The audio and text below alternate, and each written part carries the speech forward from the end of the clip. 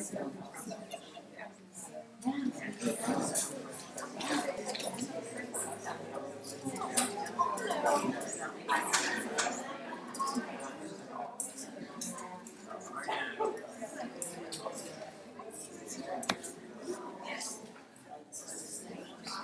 to welcome everyone tonight. Thank you for coming, and it's really great to see there's so much interest in this issue for the homeless teens in the valley. And we decided to organize this because there's been a lot of discussion about homelessness, and we were aware that of the statistics of the homeless teens, but we knew really nothing about them. And I felt that if people could learn about what the problems are, and then ideas would come toward that can help. And also, most people aren't aware of the programs that are available to help. So if you are to encounter a homeless teen, maybe you can give them a referral or help them connect with some of the people that are going to be here tonight. But there's other issues that we need to improve in the valley, and I think we'll also get to that. So the format is going to be that we have three presenters who are going to be on the panel tonight. One is Terry Potmeyer, who's the CEO of Friends of Youth, and she's been with CEO of Friends of Youth for 6 years, and this is a very great program that deals with homeless teens, and I think there's some problems that they have that to help solve this in the valley, and she can share with you some of the needs they have in ways that we can help her help them. And Nate Smith is here from the YMCA, and he's the executive director of the Snoqualmie branch of the YMCA. He's been with the YMCA for 7 years, with the Snoqualmie branch for 15 months, and he'll be, and they have a program for homeless youth as well. He's going to be up there. And Trissa Barney's going to be here, and she is from the Congregations of the Homeless, and she's the program coordinator for our local homeless shelter, and so she has insight into the homeless issue in the valley. So I hope you come with questions and I think we're going to have each of the presenters give a little bit of an introduction of who they are, what they do, and what they see, the demographics of the situation, and then open it up to discussion. So this is going to be videotaped and on YouTube. There's a number of people that are interested in this event who can't attend tonight but would like to. So they will be there. Are we ready yet? Should be, yes. Okay, so That looks like an invitation. Pardon? That looked like an invitation. Yes, this is an invitation. You guys are shy or sitting back there.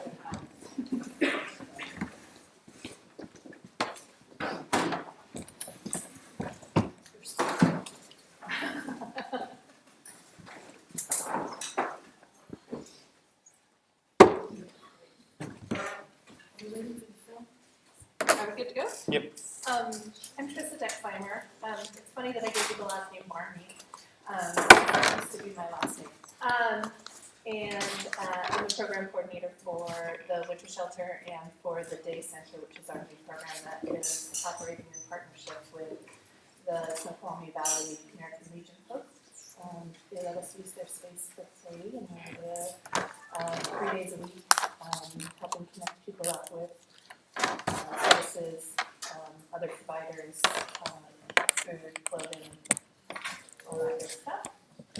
And our 5th season of Winter Shelter will be starting November 20th, and we'll be in Snoqualmie. assuming our conditional use permit goes through, which we expect it will just fine. And then we'll be operating through, I think we have secured funding through March, but it's always a question of how long the winter shelter goes, is always a question of how long we have funding for it. So that's kind of the background for our program, and what we do in the valley. I think it would take a little longer. Yay, please. I'm Terry Pontmeyer from Friends of Youth. Friends of Youth was founded 65 years ago as a foster care agency. We continue to do foster care and residential care, child welfare work. In the 80s, we became a youth and family service provider, which is organized by school district communities in King County. So we're licensed mental health and chemical dependency, parenting, support, education. And we do that in 3 school district communities, Issaquah, Riverview, and Snoqualmie Valley. So we have had an office here in the valley since the early 90s. We were on Maple Street in Snoqualmie. In 1988, Friends of Youth, because we were one of the major providers of support for youth and young adults in the east side of King County, we were approached to address what was then an emerging issue of youth homelessness. So we started with street outreach in 1988, and we have been doing street outreach ever since. So today we do street outreach to 16 cities in East King County. We have a mobile car with 2 outreach workers, and they go where youth congregate in the community to let them know that there's a resource available to them should they need it or are ready to access resources. The most important thing they do is build trust. We are in the valley on Wednesdays, pretty much the whole day. We have a very bright blue hybrid car now because we travel over 600 miles in a week on an average. After we began our street outreach program, that's really a crisis response to the issue of homelessness that's confronting young people. So we continue to develop programming, and today we have a continuum of services. So it begins with outreach. We have a drop-in center that's available during the day to teens, youth, and young adults, and that's located in Redmond, and young people can come to us. So we go to young people on outreach. They can come to us for drop-in, and that's every weekday during the day, and we have access to showers, mental health and chemical dependency support, food, case management support. We also have the only shelter for youth who are experiencing homelessness on the east side. So for youth that are under the age of 18, that's a licensed facility which is required by the state. So if a young person is experiencing homelessness, they're under the age of 18, we have shelter beds. Our shelter's located in Kirkland. If a young person is between the ages of 18 and 24, we have 20 shelter beds that are open year-round in Redmond. And that is the same site as our drop-in during the day. Those are our crisis responses to homelessness, but we want to partner with young people to do whatever they need and whatever help we can provide to have them transition to self-sufficiency and stability. So for our youth under 18, we do as much work as possible with families. So if family reunification is safe, then we do everything we can to facilitate that reunification. And we have a therapeutic case manager who will work with both the family and the young person so that they can go home if that's a safe choice. If it's not, we work with the young person to figure out the next safe place where they can be. We keep them connected to school, so the young people in our shelter continue to go to school in their school community. And that's so important because so often they have strong positive connections with somebody in the community. And we know they're going to do better if they stay connected to those people in their community. If the young person is over the age of 18, we work with them in case management. We have a lot of case managers who work with young people. A lot of them experience trauma as a consequence of having experienced homelessness, so we have specialized case management for sexual assault, for children who have been trafficked. Commercial sexual exploitation of children, unfortunately, is a reality for too many of our young people who run away from home. So we do have a CSEC case manager who is part of the King County Task Force to address trafficked youth in the community. Our goal is to try to get kids into safe and stable housing and self-sufficient for a lifetime. So we have over 100 units of housing most of them on the east side of King County. Once a young person is secured housing and stability in that sense, we have education program and an employment program. We really want to give them all the tools they need to launch to self-sufficiency. What else can I tell you? Demographics, Alicia asked to touch on that. So Friends of Youth in our last fiscal year, we served over 2,000 youth and young adults who were experiencing homelessness in King County. 2,000? 2,000. We do a youth count. So the count that you probably are all aware of, the count that happens in January, the one-night count. You don't, when you see somebody who's sleeping, who's unhoused or unsheltered, you don't wake them up and ask them how old they are. So one of the challenges we've had is really understanding the size of the issue for youth who are experiencing homelessness. So about 5 years ago, with our partners across the county, we started an alternative count that happens the same day. It's called Count Us In, and it's a way for us to do a better job of trying to identify the young people who are experiencing homelessness. And there's a variety of ways we do that. It takes all day. That count year over year has remained the same. So last year in January and the year before in January, we counted the same number of youth and young adults. And I think that's a good sign. It's far too many. The number should be 0. But there were alarming increases in some of the other populations in the community. So we are starting to understand better just how many young people, it's about 780, who are experiencing homelessness, and of that, about 133 were unsheltered. So they weren't sleeping like in our shelter. They weren't sleeping in a transitional housing unit. They were unsheltered. And that number has got to become 0. And that's the number that we're working hardest to address.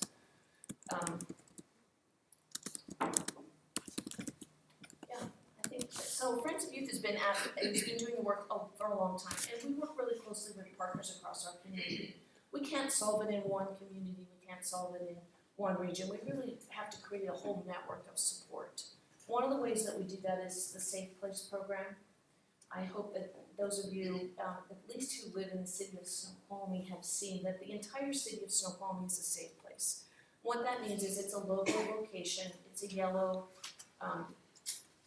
diamond with the Safe Place logo. When a young person sees that Safe Place logo, they know that that's a place where they can walk in the door and say, I need a safe place. And with our partners, we commit to responding to that young person within 45 minutes in person if an in-person response is required. Every Metro bus is a safe place, every King County library is a safe place. Many faith communities and community organizations have become safe places. That's an incredibly important way that we let the young people in our communities know there is a safety net for them. And they can, by themselves, walk up and say, I need a safe place. Are hospitals? Excuse me? Hospitals? Many hospitals, we just talked to Snoqualmie Valley Hospital a couple of weeks ago about having them become a safe place. Evergreen Health is a safe place. So when the kids go to a safe place, how long can they stay there? And are there people that will help them while they're there? They can communicate there? Yes, so the safe place itself is just, to be a safe place, you have to have 2 people when the doors are open to your facility. And you just have to commit to keeping a young person safe for 45 minutes. Just keep them there until somebody comes to help. Usually it's, you offer them some water, you just make sure that they feel comfortable staying there. One of our case managers will be there on site within 45 minutes. Usually it starts with a phone call. What's going on? What kind of help do you need? Do you need me to come and physically be present with you? We can do that.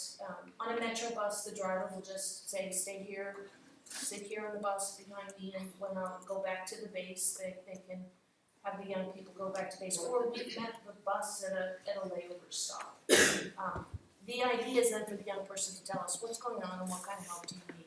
Sometimes they need shelter. Sometimes they really do need to be taken to a place. And Friends of Youth is with Youth Care in Seattle. We're the only ones that have shelter beds for kids that are under 18. So if they do need shelter, they come to us. They don't always need shelter. Sometimes you can make sure that they've got a ride to another safe place. Maybe they have an aunt who lives in another city. We can make sure that they get someplace safe. So the responses are as unique as the children and young people who call. And I think Thanks. first let me apologize. I'm kind of getting over a cold, so I apologize if my voice cracks or I sniff a lot. As you said, I'm Nate Smith. I'm the branch executive at the Snoqualmie Y. And so tonight, I wanted to share a little bit about what the YMCA does across King County.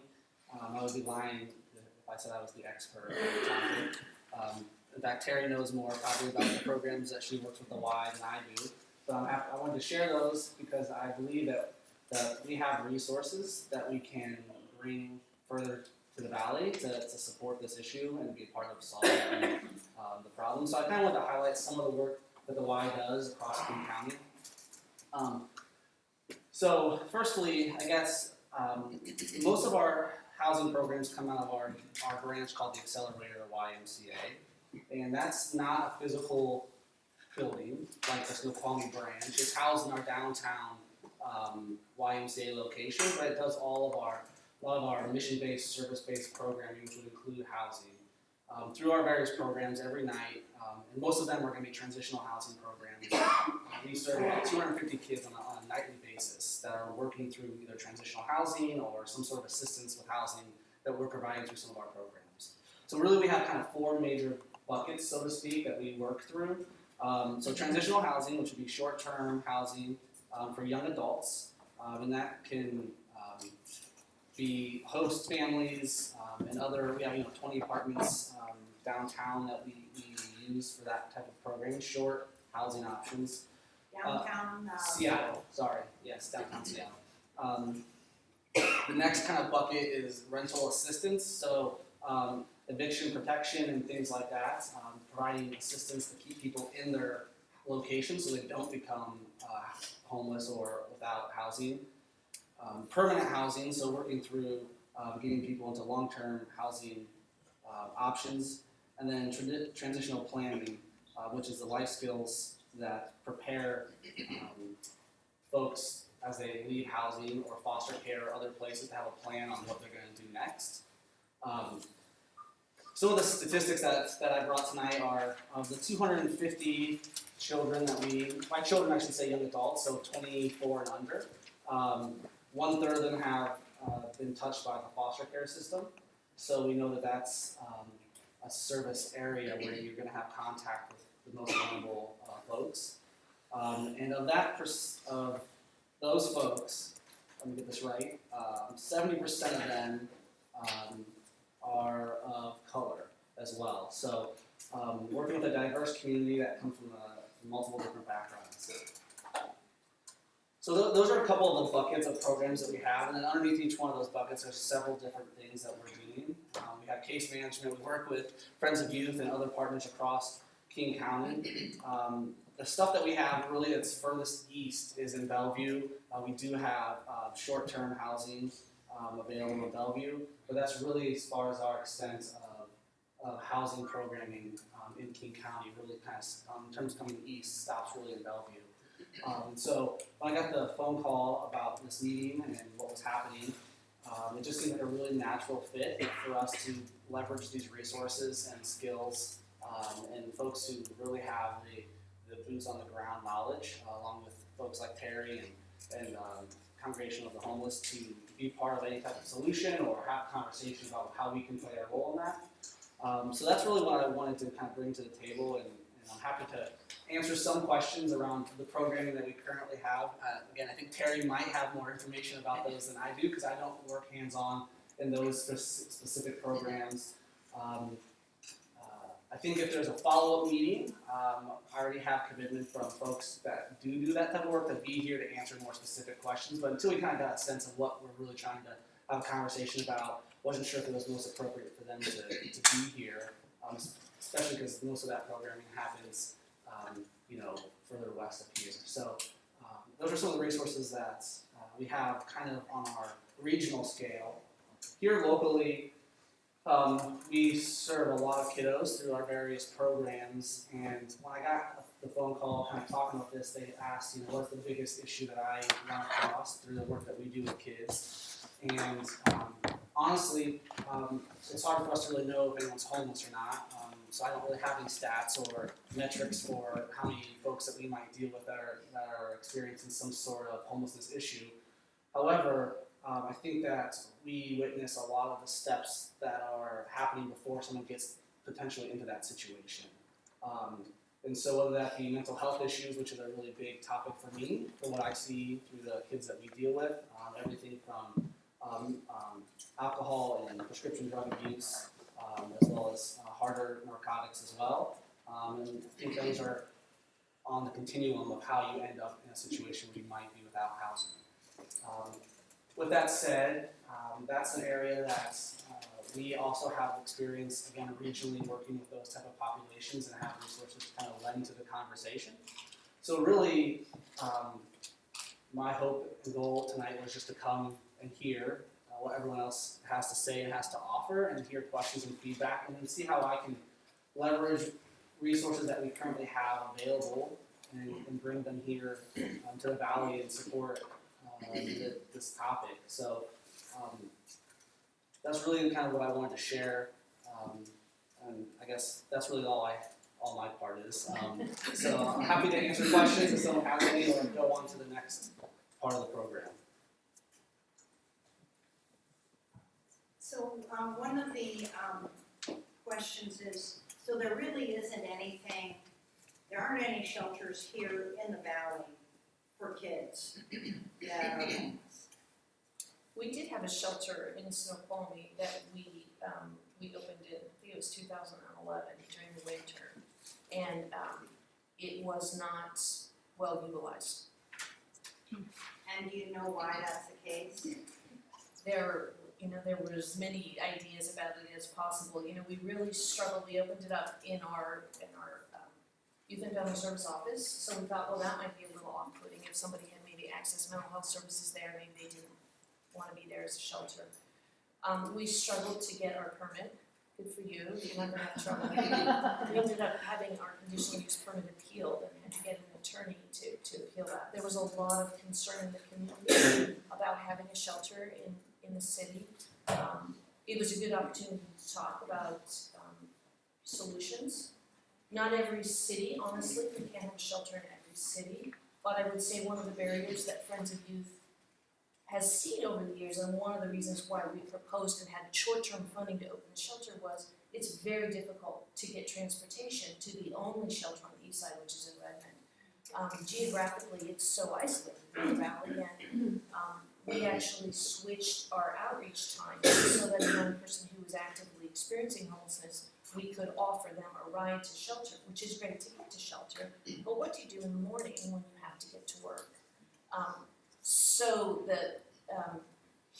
So we didn't have a lot of young people approaching us who were comfortable accessing shelter in Snoqualmie, and we did it for about 3 or 4 months. I think when we finally started, everyone was so relieved. Not we weren't, but I think the community was like, thank heavens. Although we didn't experience any challenges.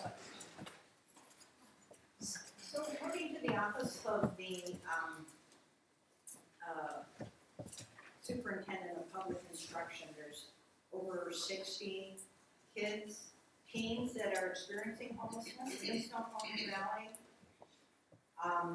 Do you have any idea of the demographics of these students or these kids? What, where they're hanging out? Are they couch surfing? Are they going to school? Do we have either of the liaisons from the school district here? No, I've had conversations with counselors at the high schools in North Bend, but for various reasons, today was not a day that they could attend. But they did give you some information. Maybe can you share any of that information that you got from them? Yeah, as far as getting numbers for extended funding for kids who are going to fall under the homelessness umbrella, which is really unstable housing. So it doesn't have to be, for instance, you see a child, a teenager, a family sleeping in the park every night, but it could be a kid, a family enrolled in school who, they are couch surfing. They're going between friends, relatives, but they're not in a permanent location.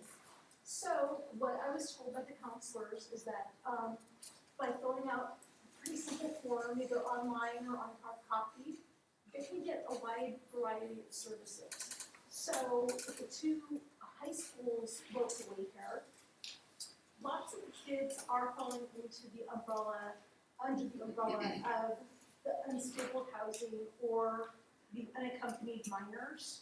So I was given a couple of case histories, and it seems like that may be right here one of the biggest problems, is not necessarily so much for seeing kids sleeping on the streets every night, but they don't have stable places to go. So what I keep hearing over and over again is a child that's at high school level may be able to couch surf, but I was told over and over, you know, if you go to the elementary schools though, you're gonna find a bigger percentage of kids that are gonna fall under this homeless umbrella. So I thought, okay, well, then that's just not teens, it's youth in general. The other thing I was also told by both these counselors is that the transitional age from childhood to adulthood is the time when kids are most likely to fall through the cracks. And yeah, you know, drifting into that chronic homelessness or unstable housing.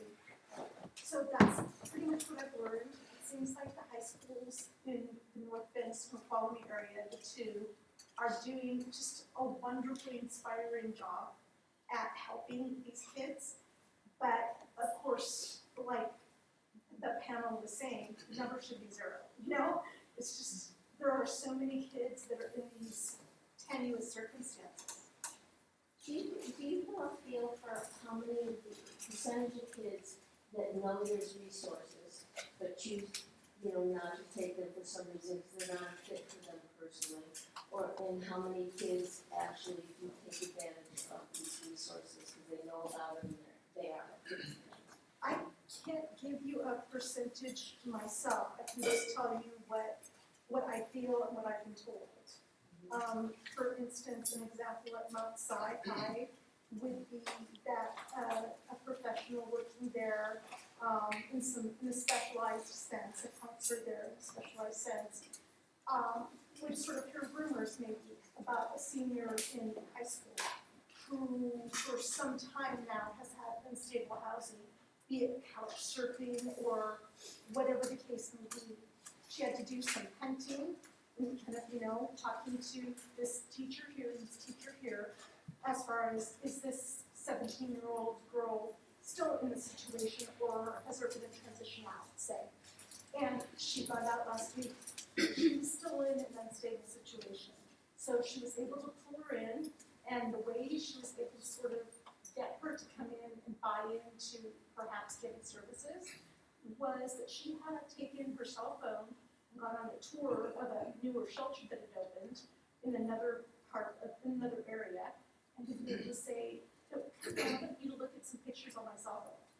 And got her into her office, and the girl started looking at the pictures and was able to go, wow, this is not like going to Judy. You know, it's going to be okay. This is an option. So it was a matter of getting buy-in from that girl, and that's what worked. So I think that in her case, and what the counselor was kind of telling me was that, you know, there is that fear. It's like, where am I going to go? Is it going to be some awful institution? You know, like I'm a little, you know, mini criminal or what? And when she saw that it was a great place, things turned, and it seemed like the course of her life was going to turn around. So that's kind of the best answer I can give to that. The other thing that I think I've been impressed about coming to this community is that kids seem quite trusting of adults. I found it very easy to interact with kids who have admitted that they've been homeless. That was more this summer. So I think the schools are doing a great job. So I'm Joan Spencer from the Snow Valley Teen Closet. I went to thank you, yes, we love the Teen Closet. I just was curious when I heard that number from OSPI. So I just printed it out and just, I have 2014, 2015, and the total number that they showed being homeless was 87. And, you know, when you go back through and you start digging through the data, most of these kids, that population is so difficult to count. you're in, it's, so I went and read McKinney-Vento, it's like, well, so if you get placed in foster care, you're homeless only for the period of time before you get placed.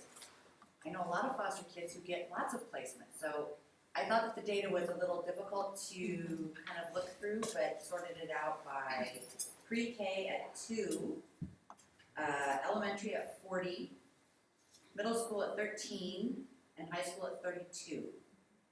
The biggest number was doubled up at 59, like when they defined where they were sheltered, unsheltered, doubled up. Or hotel was, the biggest number was doubled up at 59. So I did think that the numbers were interesting and really sad, and probably not nearly representative of, at least in my experience, what we see at the teen closet. So And those numbers are only for Snoqualmie Valley, Yeah. not Riverview. So not no, I did. I Riverview. printed out I did print out Riverview. Yeah. Everyone likes to compare. Riverview came in at 59. Snoqualmie was at 87. And very similar percentage breakdown, where the majority of the children listed as homeless were within the elementary age. 30 elementary aged students and Riverview were listed as homeless. So if you're talking about elementary age children, are you assuming then that the whole family is homeless? They're not out on their own? Are you busy on Wednesdays with your ministry? You know, I'm so interested in hearing what your perceptions are about where you're seeing young people, because they shift and move, and maybe we're not going to all the right places and making those connections, but it varies. There was a definite change when North Bend enacted the encampment regulations.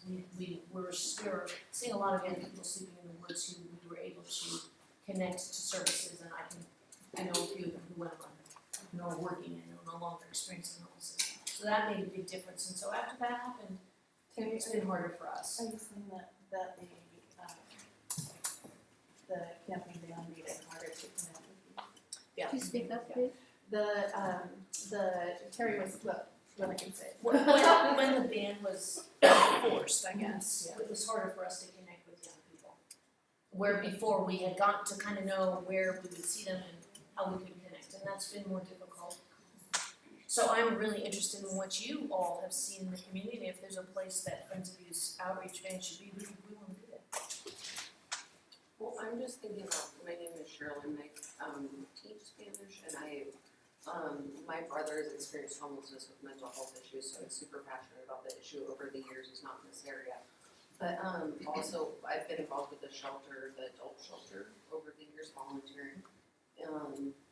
So I'm thinking of a family that I know of in the valley, and they're somebody I know through somebody. But for example, of a homeless family here in the valley, mom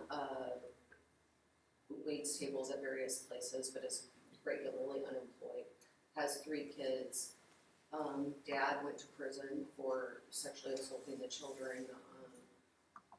One of the kids, the last I had heard last spring, was living in the woods, and she's in her early teens, like out by Trucktown. One of the boys is in elementary school, and he's in elementary school, I don't know how regularly here in the district. Oldest kid, after dad went to prison and some things happened in the last couple of years, went out to live with like grandparents on the coast. So mom bounces around from like, they're homeless, but they're not truly homeless. They're like staying with other families or like staying at the motels around town while she's like cleaning rigs there or things like that.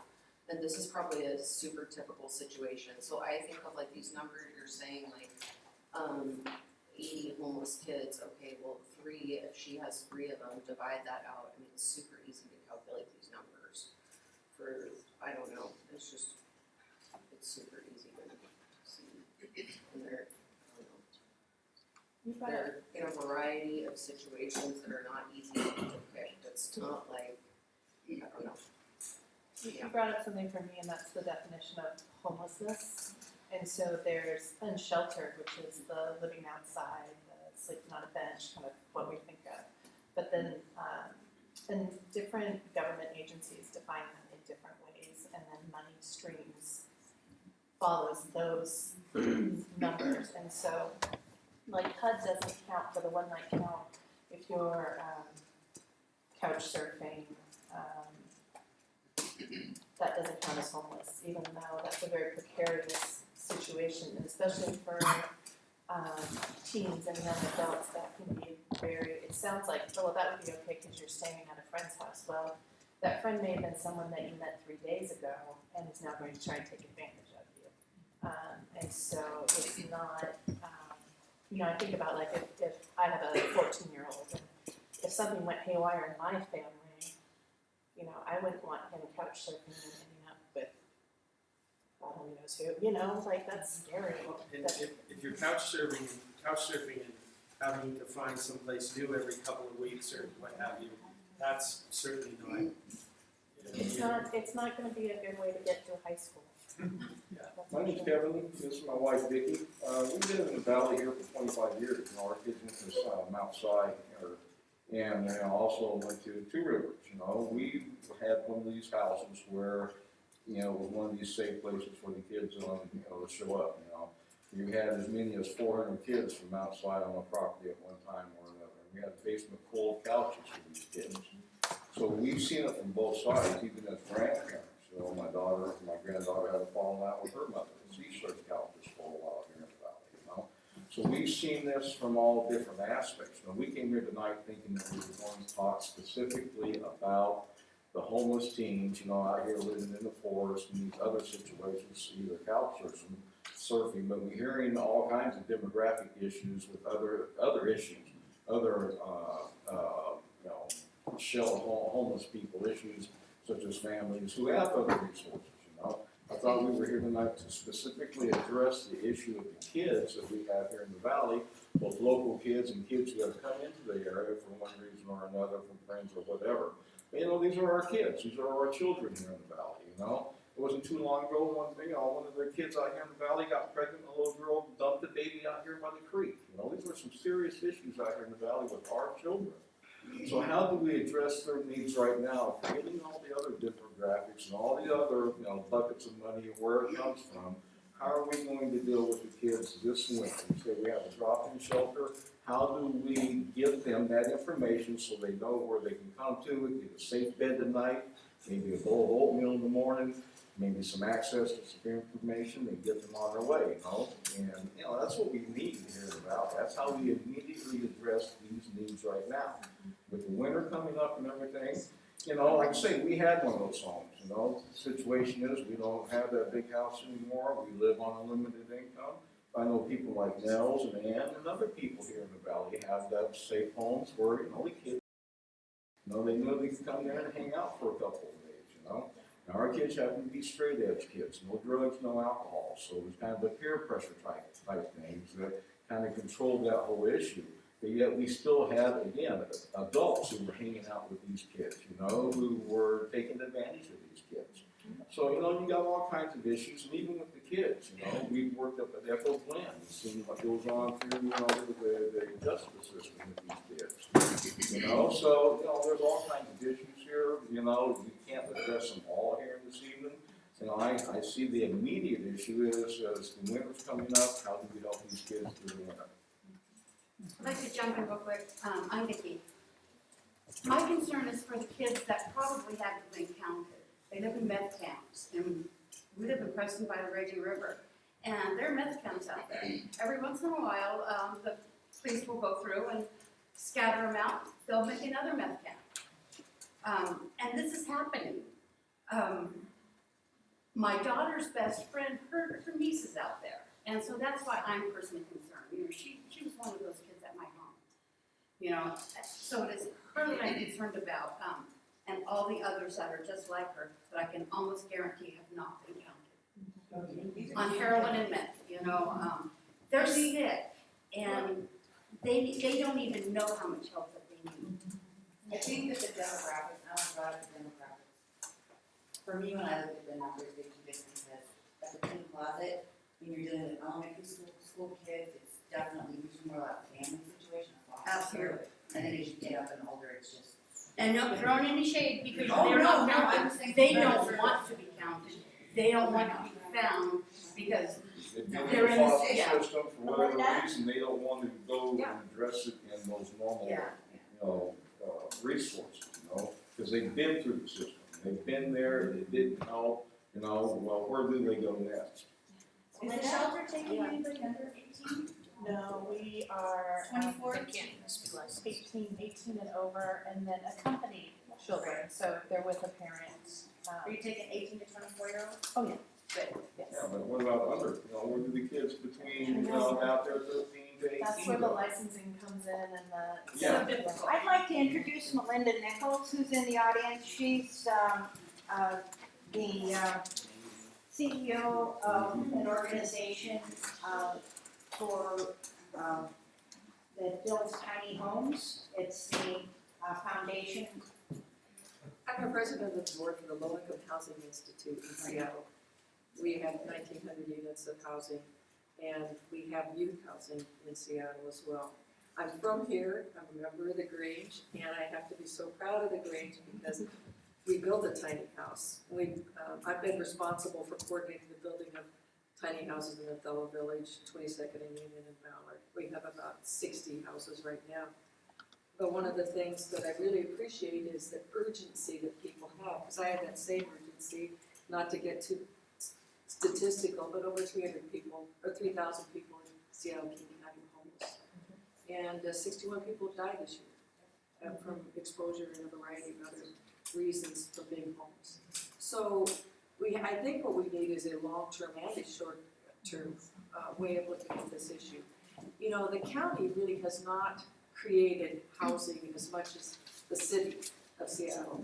We do have housing up and down the I-5 corridor for Lehigh, and there are many other nonprofits who do wonderful work for housing, but I think that we do need to look at what partnerships would be useful, how to find places for people to get a roof over their heads and start being more serious politically about fighting for the rights of these young people who can't speak for themselves, who are not organized. So I think there's a serious short term, we've got to get on it right now, but there's also, what do we want the future to look like in terms of safe, low-income housing for youth? Yes. I'm Julie Chowdhury, so I work for Snoqualmie Valley School District. I'm the school nurse at Two Rivers School. And I was going to say exactly what she just said. I think you have to look at it a couple of ways. There's the immediate short-term emergency housing, and then the long-term need, like experienced multiple times with several students in the last year, just the needs for both of those.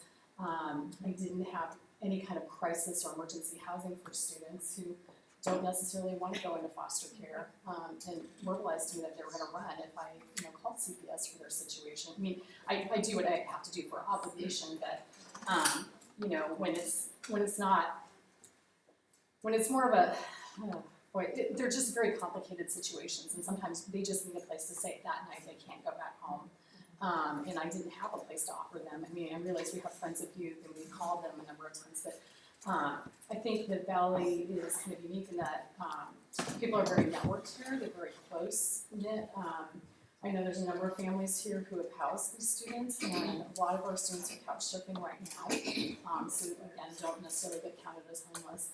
And I think just the ability to find some emergency housing, and families have come in and taken these kids in, which has been a huge burden when you're in a school situation and you don't know where that kid's going to go that night. You don't want to go to Kirkland, you don't want to go to Redmond, and the transportation issue.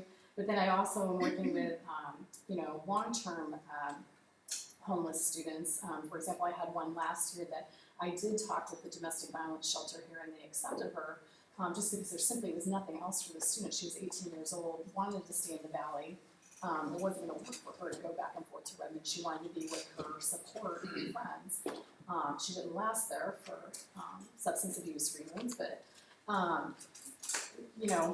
there's kind of more of a long-term arc to this. And I've got a student right now that I'm working with who's just living on someone's couch right now and working, half-time in a minimum wage job, and doesn't have any kind of budgeting or money management skills, doesn't drive, doesn't have a car, they're relying on public transportation and doing okay, but it's hard to see how they're going to get out of that situation and how long that family's going to house that student, and then it's always a crisis when there's an argument or whatever, and that student ends up out. So. And I think part of our, I was going to say that part of our issue is that short-term and long-term is, and you very gently covered the topic, is that we need to be able to get the community on board with this. Because the community, aside from the people that are in this room and the small group of people we represent, the majority of our community is very against homelessness. From the shelter perspective, it's getting much easier to run a shelter program in North Bend and Snoqualmie both, and we're now down in Fall City as well. And it's a matter of people becoming accustomed to the program, and every year nothing horrible happens. You know, it just becomes kind of the normal part of the valley is that now the winter shelter's opening up. And yes, we do want it to be year round, and I'll take your donations out there. Can I respond first to that? So I love what you said, because we're not gonna solve it alone, this organization or peers isn't gonna solve it alone, we are all gonna have to work together. And every community has to create the solutions that work for that community. Young people, in our experience, do best if they stay connected to their communities of origin, period, full stop. And so while you can't necessarily have a shelter in every community, you absolutely can have supports in every community. The informal system of support that you so eloquently articulated is true, and that has to be in every community. We've relied on that for centuries to make sure that kids can turn to the caring adults in their lives and say, I need help. The number one reason that kids cite for becoming homeless or running away is conflict at home. And that's huge. They need to have a safety net. And we have to be creative about our solutions when geography makes it difficult for us to have the density that you can't open a shelter, you can't open up 60 units of housing. We're committed. The next area of growth for us is housing along the I-90 corridor. We have 1 unit of housing in Issaquah, but we see the I-90 corridor is still central enough to support young people from the valley, keep them connected to transportation to school, which is so important. We have kids in our shelter who get picked up by the school bus every day and stay connected to school, but that's hard. It's really hard. I also, can I put you on our outreach team? I want to pass these cards around and put them in your wallets and give them to anybody, any young person, even any person who you think might need a resource or might be open to it. And if we can't help them, we'll try to find someone who can. Yeah, we'll pass it Can I around. just ask a And then this lady in the purple has had her hand up for quite some time. What numbers are gonna be? I guess when listening, what comes to my mind as an obvious inroad for helping the immediate needs is the schools. I think a lot of parents in our schools aren't really aware that this is such a need for the youth. I know when my kids were in elementary school, they went to Fall City, and it was, I mean, obviously there has to be a lot of, for confidentiality reasons, a lot of, confidence kept and all that kind of stuff, but there was a small group of parents who just randomly heard about a family, and then before you know it, you have people donating money and places to stay and car rides wherever this family needs to go. So I feel like if we can get into the schools, into a support group of some kind within the schools, you can really infiltrate that population. That sounds like a great idea. I mean, I think that's one of the reasons why we wanted to have this forum, is because I think we need communication. And that's what we need most right now. Nellie? What, the question I have is, what kind of anonymity does a 15-year-old boy or girl have if they make a call to you to a safe space and need, it's middle of winter, housing, support, food, whatever for that night? They need a place to stay, so you're gonna take them out of the valley. I think you said the youth shelter closest is in Kirkland. So it's a good question. We are required by law to check the Washington State Patrol run list. So if they've been reported as having a run, we're required to check that list, but we have up to 72 hours before we have to reach out to a guardian. Okay. We usually get the youth's permission and say, are you comfortable, can we call your parents, can we call your family, someone's probably worried about you. And as I say, we do try to work with the family to see if the young person can reconcile, go home, if we can help that family get reconnected again. I thought about that with they didn't want their parents contacted, that you let local police know. Imagine a parent after 12 or 14 hours or something, might wanna call and report, hey, Yeah, we my keep, kid's gone. And then I guess at that point, just to say, no, okay, relax, you know where they're at or something, I don't know. we keep checking the run report, so we are required to do that, but, oftentimes if we really need that 72 hours, because the alternative is the young person thinks that we're gonna call their parents, and if they walk in, they won't access shelter. Right. Then they go down to Seattle, and they are exploited by someone who does not have their best interest in heart.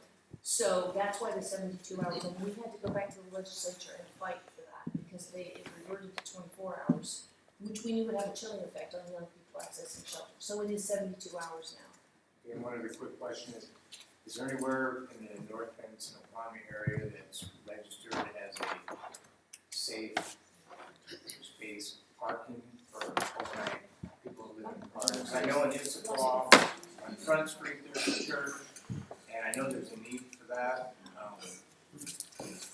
Out here, why don't we have that? You know, Friends of Youth, I heard, just connected with Sanmar Yes. for a safe haven. Yes, they're just in the process of having, and this was an interesting conversation. So what I just told you about the I-90 corridor and how much we needed additional housing resources, Sanmar came to Friends of Youth and had a lunch and learn, and they were looking at our programs, and I said that, and they came back and said, we're going to have a fundraiser, and we're going to raise funds. Our hope is that we're gonna be able to support a young person in rental assistance or have a fund of money so we can place kids and support them in housing. So that's a great partnership. Yeah, it is. So awesome. I'm not sure how much money they raised yet, but we're hoping it's enough. So just back on that parking issue, because I know kids that live in their cars. So right now, it is illegal to sleep in your car in North Bend and Snoqualmie. So that's a big issue. So you can get arrested for that. Yes. That's within North Bend proper, within the city limits. The city limits of North Bend and Snoqualmie. But in unincorporated King County, Well, they'll I mean, I know, because I've talked to them, they'll be harassed and told to move along. Yeah. Versus, I know, one place I refer people to is off Front Street in Issaquah, and there's set hours. And there's in the evening, I forget what church, you know, the church. You know, about, I think it's 10 o'clock at night, that parking lot opens up. And there's about 6 cars that come in there, and they're safe. They know why they're there. Police can come by, they can monitor the situation. They have to be out at like 8 or 9 in the morning. And they can get a night's sleep without having fear of being moved on. this lady in lady in purple and I just had a quick question for both you two and others, is that there's also people in the community who don't have children but would like to help. And I think one of the things that I have no ability to, I mean, like, this is a great card, but I don't know any teenagers. So I'm never gonna be able to, if I just go based on this, I can't help. But I want to help, and I think a lot of it is, are there programs for people in the community, like you talk about the safe place? Can people become safe places? I mean, can we say, hey, you know, I've got a couch.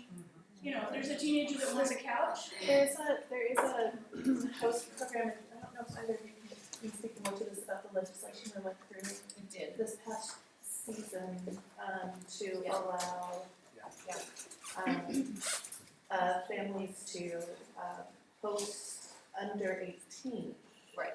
Yeah, I mean, and children, there's- but not have the foster care system and CPS involved, and so that. I mean, I'm happy to go through whatever hoops have to Yeah, there's to a, be, yeah. you know, if you wanna do a background check on me, do a background check, but. For me, I mean, we could have I think it would be great to have a whole another meeting on host program, because it seems like a really good fit for the valley, because we're so like, we can do this ourselves, and we wanna take care of our neighbors, and this is something that we can do for each other's children, because who knows, like, you know, when my 14-year-old becomes 17, he's not gonna, head is gonna pop off, spin around, and, you know, he needs to come to your house. You know? And there are those informal networks, and and we did that, my parents did that for my brother's siblings, back in the 80s. But I think with the influx of people and people are moving around more, I don't know how much, if we need to have something more formalized, and if that's maybe safer, I don't know. I Nate think has- both are good. Yeah, I just wanted to share because we do a host program. Again, when I say we, I'm not specifically talking the east side, but I think we have the resources, the network, all the logistical pieces to be able to do more of that type of stuff and bring some of that programming out here. Because I do know we do that currently for folks. So what you would do then is help someone who wanted to be a host, Right.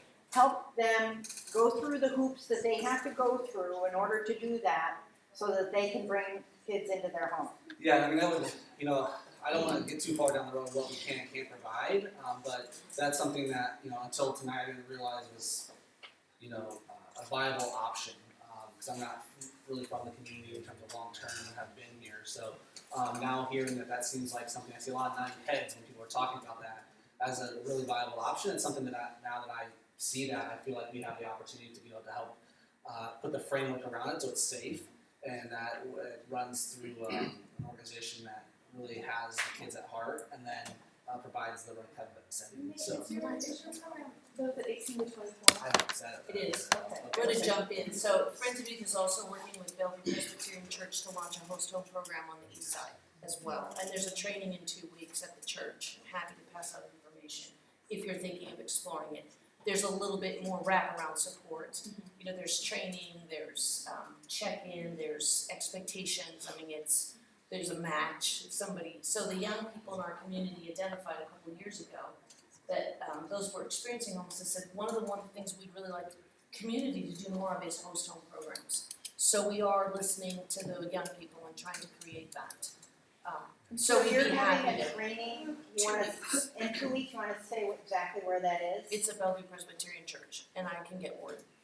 Sorry, what age is your program? We're over 18, and I'm just gonna say flat out, I have a lot of concerns under 18. Yeah. It's a whole different kettle of fish to have an under 18-year-old. They are vulnerable, and I believe in licensed programs. I think there's a lot of reasons we've developed that.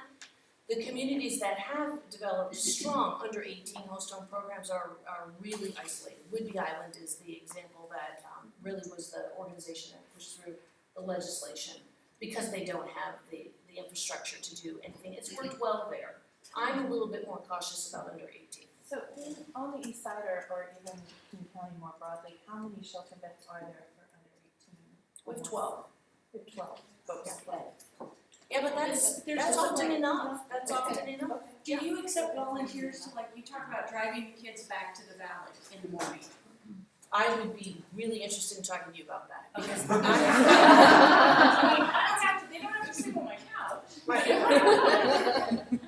I was trying to talk to Uber. I was thinking, could we get Uber passes where you could go where they needed to go with an Uber pass? My son works for Uber. I'm trying to get that. 1, 2, 3 here. So I just want to say that the church in Issaquah is Our Savior Lutheran Church, and it's 745 Front Street, and that is only for women and children, and it's a safe parking spot. It's the only one around here that has it, and they have to call and get a reservation. So if anybody has anybody. To park there? Yes, to park there. And so they have security person there, and they really watch them. Do you want to announce that phone number that they can call? I have it so I am the interim executive director at the Mount South Food Bank, and I have all the information there. I don't have it with me, but I do know that's what it is. But I also wanted to share it really quick. I have about 8 kids that I work with.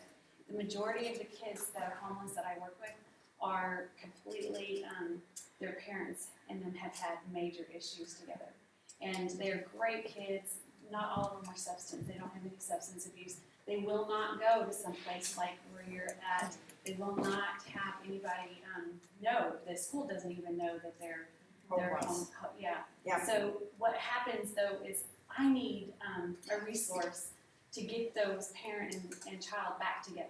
I need that resource because I need it where it's free, especially just some ways to communicate, get the communication going back together. Because that's the biggest problem that I see. Problems with counselors here. You can support that. You've had your hand up for a while. Alright, I'm actually relatively new to, community, I've only been here for just over a year. But when it comes to the homeless issue, some kids do fall through the cracks, not because of substance abuse or financial reasons, but because of who they are. Like the transgender community, several kids do tend to fall through the cracks, say with the gays and the lesbians. My question is, when it comes to your facilities, do you happen to have the resources at hand to help these teens out in that field? So you're correct, it's a disproportionate number of youth who identify as LGBTQ who experience homelessness. So it's about 40% of the population nationally. We see about 20%, and we have taken intentional steps to ensure that we're welcoming and physically and in all other ways of that population. We do serve a disproportionate number of LGBTQ youth in our program. Yeah. Yes. I wanted to chime in on one of the longer term aspects that I think you had mentioned. I am in the very, very early stages of starting a business that will be focused on teaching financial literacy and budgeting.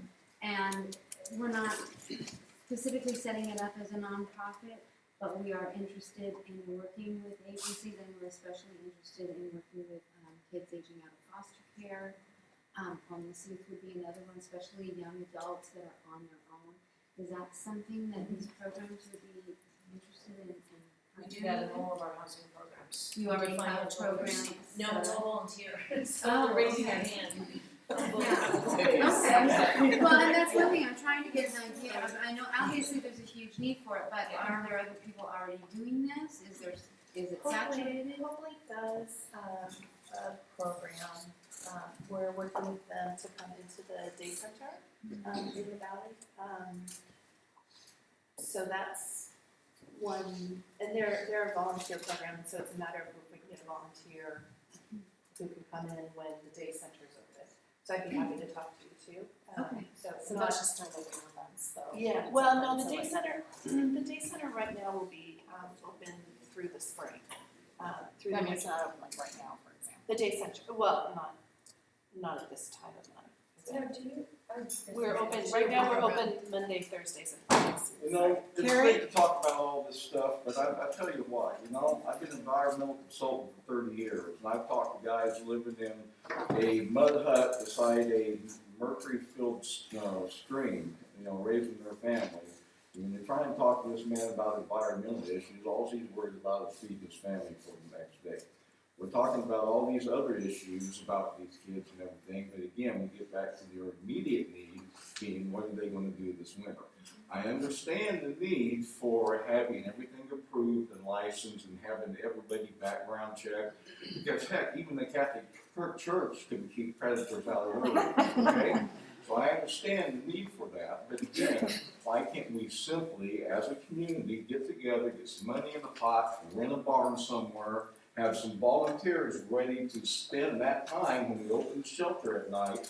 You know, when the sun goes down, come in, we got a warm place for you to sit, we have a responsible adult there to kind of oversee things. If there's any problem, we can always pick up and call 911. And I'll take care of them, give them a place to sleep at night, give them a bowl of oatmeal in the morning, and give them those referrals. Again, address these immediate needs. And all this stuff we're talking about is all well and good. But again, when I'm trying to talk to a man about environmental issues, and all he cares about is feeding his family, you know? So we're talking about all this other stuff, but we're not addressing the immediate needs that are going to be here, but you know, it's snowing up on the hill tonight.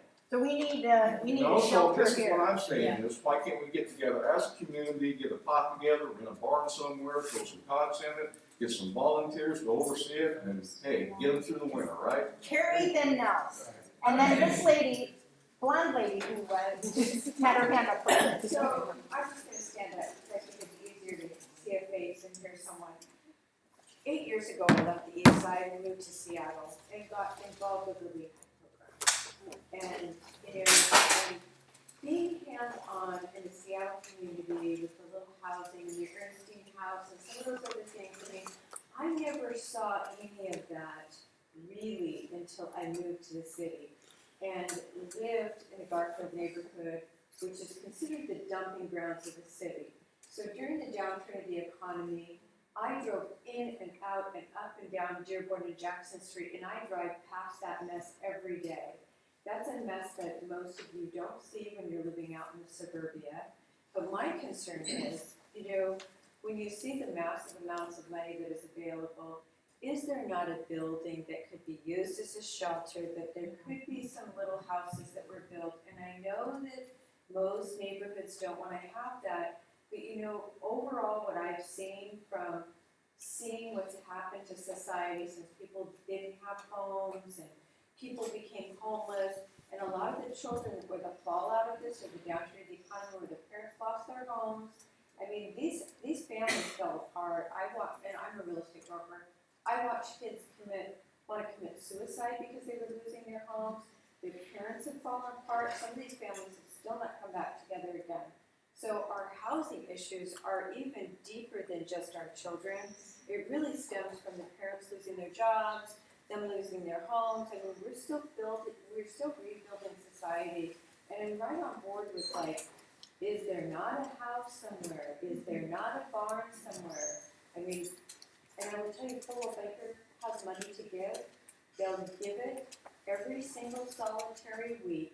If you find someone that is willing to do business with any real estate broker who works for Coldwell Banker Bank, they will give money and support a nonprofit. So if you guys want to make a nonprofit and do something about it, there's matching funds. We don't have to wait until a foundation decides how to help. And there's a lot of money, not just my brokerage firm, but there's a lot of deep pockets on the east side. And you're saying that one of the things that differentiates you is that there isn't this red tape you have to go through. It's at the broker level that you can make this decision. And it's right at the Bain office. I mean, there's money available, but there are a lot of firms you have to wait until they do their annual review. But there's a lot of people that would be willing to donate and give money if there was a 501c3 where they could, there's only a certain percentage of write-off, but there's gotta be a building around here somewhere. Well, Now and I think, let's give credit to Friends of Youth for working so hard to open those shelter beds. Right. I know they worked very hard and encountered a great deal of difficulty within our community. Okay, it was us, maybe we didn't stand up, I know I didn't get loud enough as I should have, so we have people in our community who know what they're doing. Keep it open full time. But you still have to get permits, you have to, you have to do that. You have to do that whether you want to or not. If you want to get the people who know what they're doing, which is Friends of Youth, who work with the communities and know what they're doing, so that's my 2 cents. Thank you. Nels? Thanks, Alexis. I'm sitting here, I moved chairs, and I'm up. I think we owe everybody that showed up here, and still entire attendance, a round of applause for making this happen tonight. You guys have been great. There's folks that's just popping up from all over Seattle Housing Institute, and the Teen Closet. Everybody knows about the Teen Closet. What a phenomenal thing they do over there at the Lutheran Church. Once a month, every other month. Thank you. Powerful. We love it. Once a month? We're down to about once every 3 months. Once every 3 months. Yeah. But it's just a massive room full of free clothing. It's just lots of people utilizing that. But, and I totally appreciate Kevin's enthusiasm about what are we doing right now for the kids. And it seems like I heard you say earlier that the youth-specific winter shelter was open a couple years ago in the winter, and it wasn't used. And it shut down. So, to say we got to hurry up and build a winter shelter for the homeless youth that are in the woods right now, I guess it's not going to, they will come. I don't think so. It's not filled with the things they want to be there. But what do we do for the 1 or 2? We can't either get out of the valley that night or something, And is there a possibility with the winter shelter, which opens when? November 20th. In North Bend. In South Harlem. So Harlem. No. Do you have how many people did I have the first year of the winter shelter? do they have a team feedback? It's like I'm getting two questions. No team feedback. No. And then in the back? How many people did you have the first season that the winter shelter opened? Oh, I don't have those numbers. I got last year. Have you seen an increase? Have we seen an increase? So year before last, we served, no, it's remaining pretty steady. Pretty steady. Up a little bit and now steady over the last 2 years. 127 unduplicated people last season came through the shelter.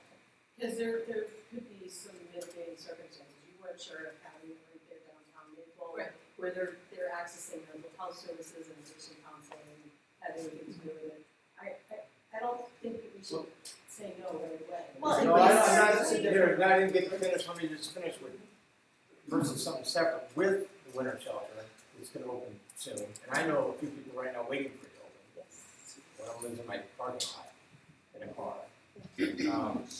But what is the possibility of having a safe-based team in that facility somewhere, a separate room, with a volunteer or somebody in the community that agrees to, you know, hey, Carl, we got somebody, you know, we need a, Kind of instant yeah, action. we need a custodian or whatever, for the night to come out and hang out with that team, so they're not alone in a space, it's approved, so they're not there with the general population. I would personally love to have that. So then we don't need a whole separate program, a separate facility, that needs to be applied, since I understand. Well, I think the Part is- licensing part, we would still have to look at, or at least the liability from an agency perspective. It's gotta be, you know, but now's the time to get somebody approved. Right. You can't do it. Terry's saying, no. Yeah, I don't know how Terry that knows works. about this.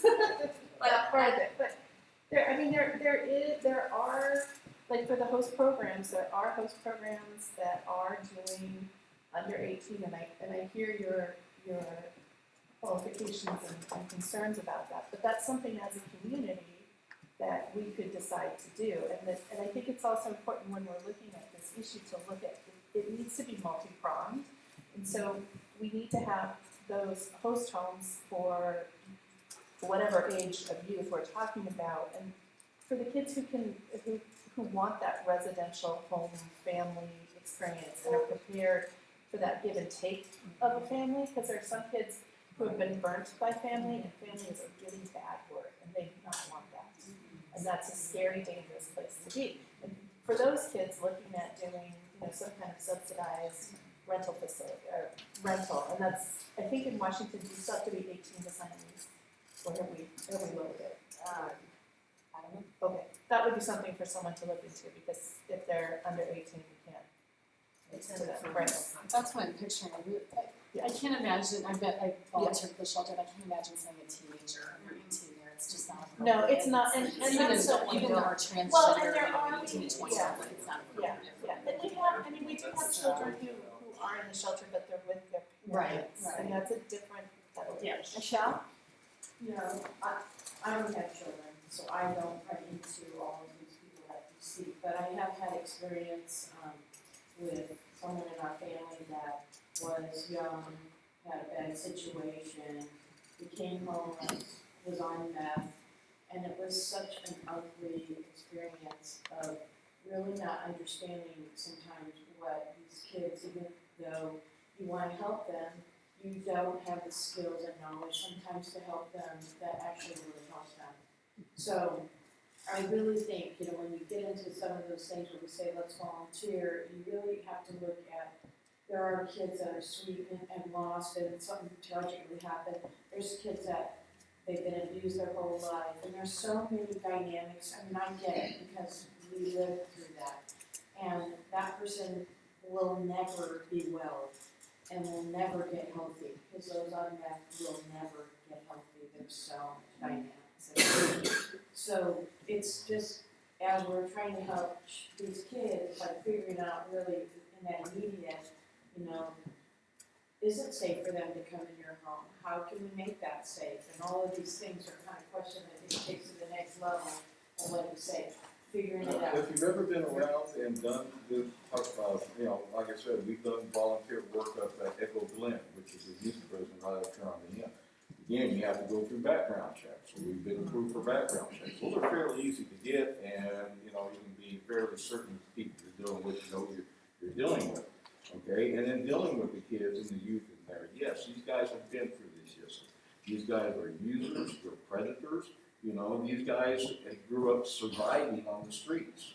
So yes, you're gonna have those among the youth, and then you're gonna have those people that they are preyed upon in those facilities, you know? Kids who just for whatever reason, they got into the system, not of their own volition, but they are in the system beats them up and spits them out. You know, they won't go to these facilities that are licensed because they're on the run from, you know, child welfare services. Now, they've been reported as runaways to CPC. I mean, these are the stuff that's going on with these kids. And again, it's not an easy one size fits all here, but we've got a lot of issues to deal with. And fortunately, you know, we've been friends with Kate Becker and the firehouse and the rest for years, you know, so we understand all these different issues. And again, it's great that, you know, for the work that you guys do, but again, you know, we kind of came here tonight hoping that we were going to address our local issues with our youth here in the valley in some sort of substantive way that we could really provide something, you know, I'd say, get them through their inner and possibly give them some information. You know, Nels is right. You know, we can't, you know, look at trying to open up a whole new, place for these kids. And I understand the issues with the liability too. You know, there's a lot of different issues that are involved here, and how do we resolve them? You know, for me, I like to keep it simple. You know, make it a real kid's job. You know, like I said, throw some money in the pot, in the bar, on those cold nights, provide a spot. That's all I'm saying. It doesn't have to be every night, you know, it's not gonna be freezing every night, but on freezing nights, you know, just provide something. Try to do something substantially, you know, right away. I'm still on those kids that are not gonna go to that barn. The drug problem in this valley is so bad. This is where my newest concern came from. June 2014, I became aware of a young girl with a heroin problem that was basically living behind my house.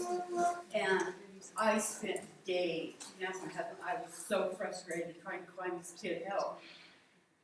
Could find nothing. I called everybody. She did end up in the hospital, where even in the hospital I could not find her help. I am not the person to help her because, you know, she knows me, you know. I needed help for this child, and there was none available, and that's why I'm here tonight, is where do I get some help? I've had that situation twice since June of 2015, that I could not find help for these kids. Again, they're not going to that barn, and these are the kids that, because drugs are so available in this valley, and so cheap right now, if we don't find something to do for them now, they're gonna die if this winter is as cold and wet as it's supposed to be. We're gonna have dead kids in our forests. That's why I'm here tonight. So what kind of help, I don't know. You know, this girl had, I don't know if the drugs were bad or whatever, but she was sick and she needed immediate help. A treatment facility, you know, she'd already gotten over the worst part of it, that she knew she was gonna live, you know, and her family just wanted help for this kid. And that's why I'm here, I just want, give me a phone number and I'm good. So we do outpatient chemical dependency counseling. I totally agree with you. We've seen a tremendous increase, particularly of heroin in the valley in the last 5 or 6 years. It is very difficult. There aren't very many beds for inpatient treatment for under 18. So, but I would encourage you to call our office and we can do what we can. But it's hard. It's hard to You know, find those when beds. we used to do concerts for Friends of Youth back in the early 90s. Friends of Youth is such a great, great program. Again, at that time, there was no help. It was very frustrating. I'm very frustrated by the situation. You know, there's kids back there that went back there as kids that are now adults. The young lady that I've been telling you about is now back there, pregnant. Richard? I have a couple of things. One is a question. Is the mayor or any of the city council of North Bend here tonight? No. Were they invited? I didn't need to be invited. Just saying. But there was certainly on the list that, where it was, announced. They were aware, yes. And unfortunately, City of Snoqualmie is meeting in council tonight, so they get a free pass. So, one quick question, can you set up a host, here instead of, because I know people can't go to others, can we go ahead and set that up since we've got quite a bit of people? Yeah, I'd be happy to talk to you about what that looks like and what we've been able to do to work with the church. Cause it's something that does best if it's community-based, in my opinion. So instead of us setting up a host home, we partner with you to help you set up a host home. It is my understanding that the mayor of North Bend does not have an interest in helping the homeless. I had a personal conversation with him at the Mount Sinai Senior Center at an event, sat next to him and wanted to address the homeless issue with him, and he said he had no interest in it. Did he say why? One of us also. Because of his son's problems, is what I've heard from other people. Because of what? His son's issues, his son's problems, is what I've heard from other people. This is just hearsay, but I did have a personal conversation with him. And that was very troubling to me. And apparently I don't know about the Snoqualmie police, but they were approached and they deny that there's a problem with homelessness here.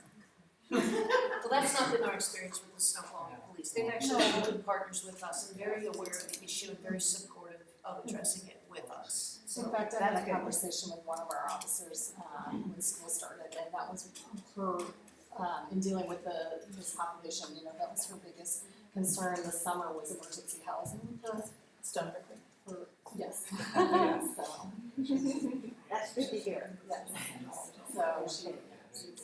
I guess, in following with just like doing immediate response, because I'm from the valley, I moved to Olympia where there is, a plethora of outsources for, I work right next to a women's shelter, but then moving back here, and then seeing the post on Facebook about this thing, and was super concerned about how many homeless teenagers, like, white, just, I didn't feel like that happened when I was a teenager here.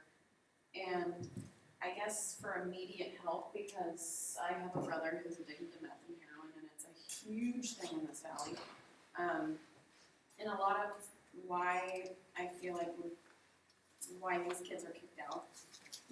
And I guess the biggest concern for me is like where, I don't exactly know where a lot of homeless people are. I know they were by the river, and I don't know if that was when they all got kicked out and they all had to disperse, but I work on the main drag here in North Bend, and I notice every time I go into my car at night, there's a car parked in the kind of by Encompass, where the building is kind of behind where Boxley's used to be, and there's this car that's always there, and there's like 4 teenagers in there, and I just sometimes I feel like you just have to ask, like, are you guys okay?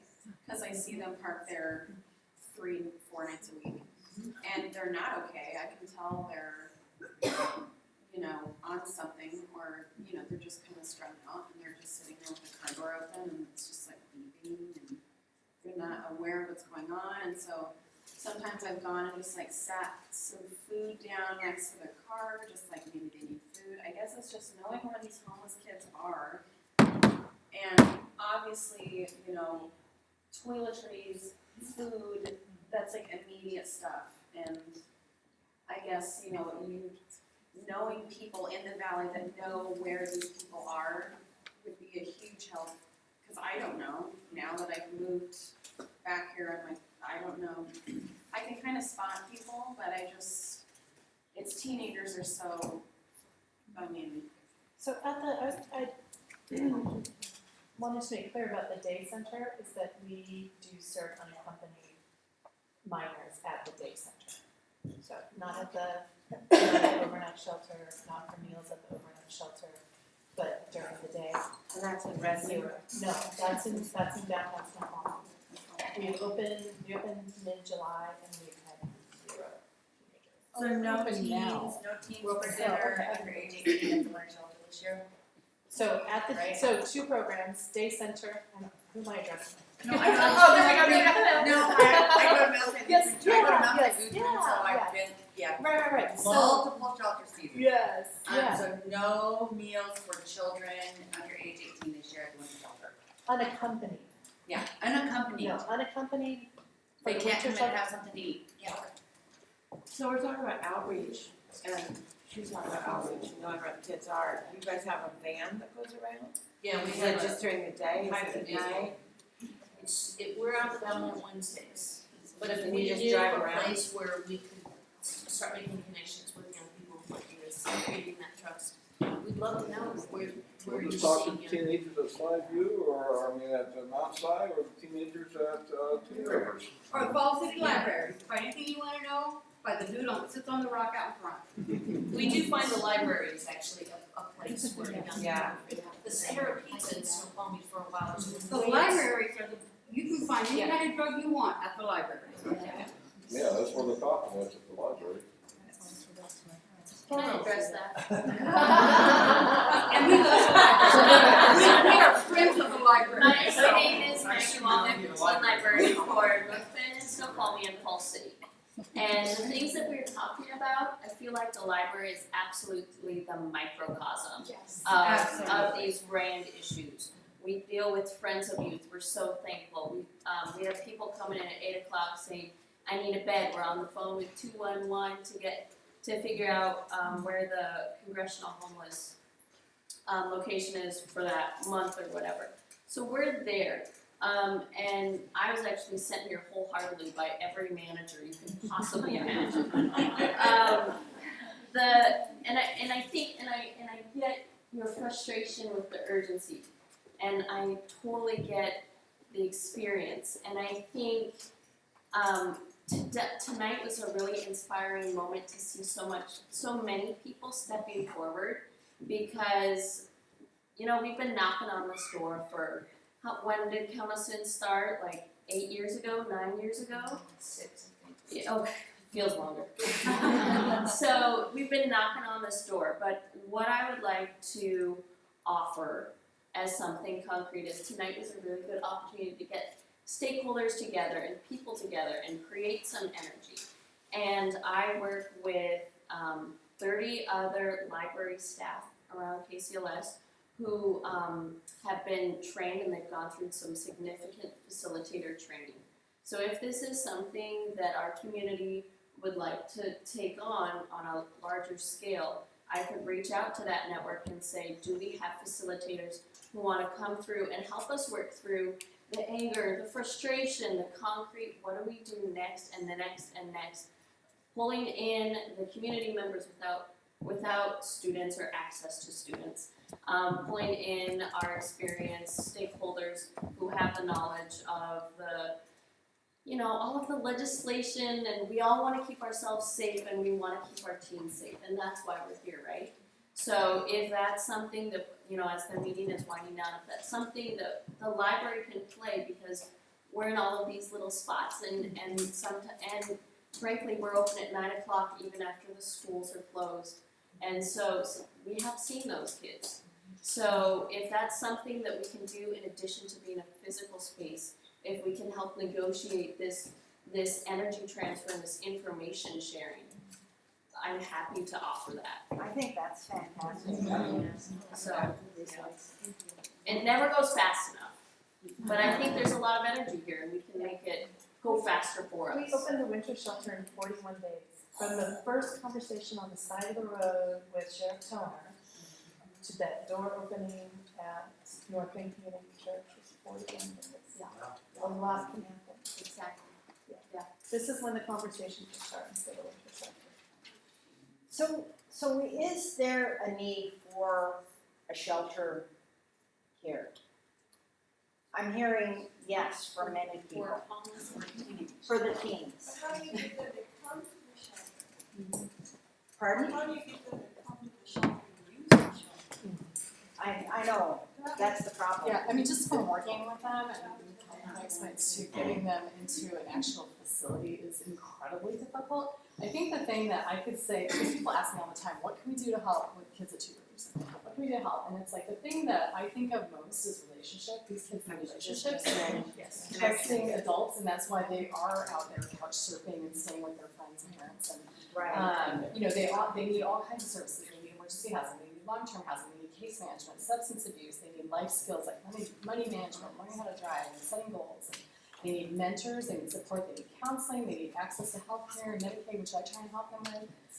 Family reunification, and this is like. I think number one is like, in my humble opinion, is the mentor, is that connection, because I've got kids that I'm connected with, and it means the world to them. It does. So to have somebody to listen to them, 'cause I they're don't know what the traumatized. next step was to get them out of my house into your house. I don't know, other than the fact that maybe if I and other people who know these kids, who do have connections, then it's the word of mouth thing. I mean, I'm just talking off the cuff here. It's just, I just need the connections. This lady back here, Hi, I'm Laura Smith from the Snoqualmie Valley Community Network, and we're based out of Carnation. I live in Duval.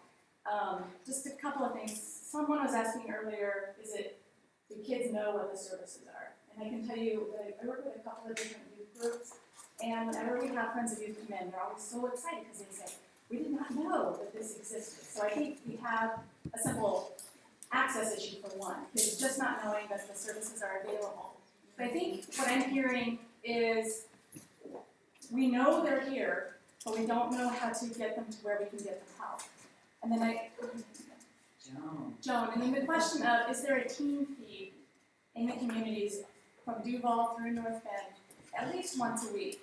If we as communities could find one organization to host a weekly team meal, word of mouth, then we bring them together, then guess who's here? Friends of Youth is here, Congregations for the Homeless, Nate's here, so the services are also there, so we can help connect them in that spot. Well, I can say that the Mountside Food Bank does do hot meals every Tuesday, and it's not limited to just adults, like anyone that comes can come and have a hot meal. Is that a nighttime thing?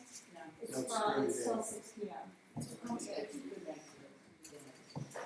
My concern with that is just like the kids would know when the shelter's open, when the winter shelter first opened, they knew that they couldn't get high in the shelter, but they would come and access, hi, you're gonna look at me and say hello to me and ask me how I'm doing, and you're gonna ask me if I'd like a dry pair of socks, and have me sit down and eat a meal.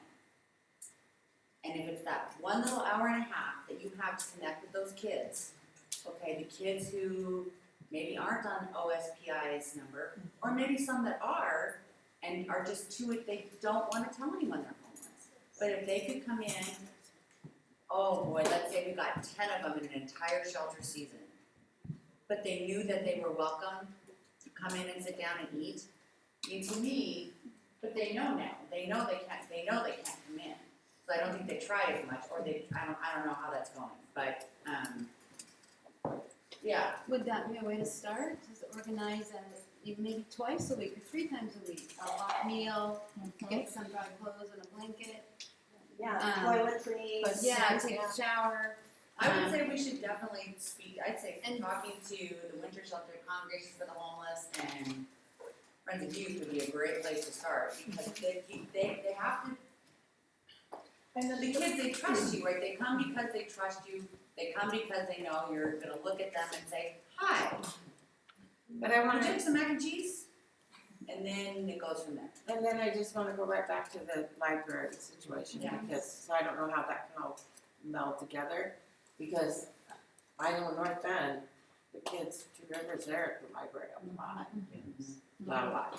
And so my question is, are most of the homeless kids going to school or not attending school? Do we know? A lot of them are going to school. Yeah, a lot of them are. And so could there be some sort of School is often the place where you can get the other services, and you can speak to that. And so is there some partnership that can happen with the schools? We spend a lot of time in schools. We work with Friends of Youth, but obviously there's gaps in what they can provide in this area. So what we're all talking about here is, it's like we need a mediator, somebody that kind of stands in the gap between the kids and the different organizations. 3 years ago, my husband and I, we started the trail youth down in Issaquah.